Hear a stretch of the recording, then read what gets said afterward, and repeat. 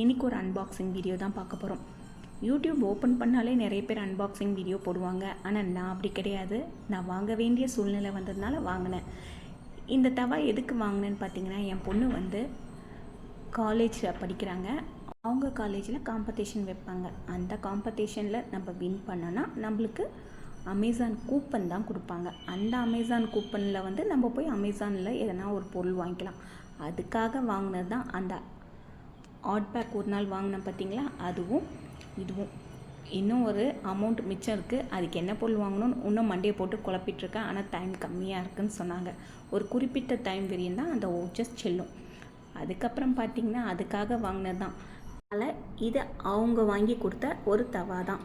நான் வந்து நான்ஸ்டிக் தவா தான் யூஸ் பண்ணுவேன். அவங்க வந்து ரொம்ப நாளாக சொல்லிட்டு இருந்தாங்க, தவா வந்து இரும்பு தவா வாங்குன்னு சொல்லிட்டு. கோயில் திருவிழாலேயே பார்த்துட்டு இருக்கும்போது தான் ஃபோனை தொலைச்சதுனால நாங்கள் தவா வாங்கலை. அங்கே வாங்கும்போது இரும்பு தவாலாம் 500 ரூபா தான். ஆனால் கம்பெனி கிடையாது. அதுக்கப்புறமா ஃபோன் தொலைச்சதுனால வீட்டுக்கு வந்தாச்சு. அன்றைக்கே வாங்கியிருந்தால் 500 ரூபாயில் முடிஞ்சிருக்கும். இப்போ நம்ம அமேசானில் போட்டால் இது வந்து 1200ன்னு இந்த தவா வாங்கினாங்க. தவாவை அவங்க சர்ப்ரைஸாக எனக்கு ஆர்டர் போட்டாங்க. ஆனால் எனக்கு இது பிடிக்கலை. அதனால் இதை நான் வந்து ரிட்டன் போட்டிருக்கேன். நான் என்ன தவா வாங்குறேன்னு சொல்லிட்டு நெக்ஸ்ட் வீடியோவில் பார்க்கலாம்.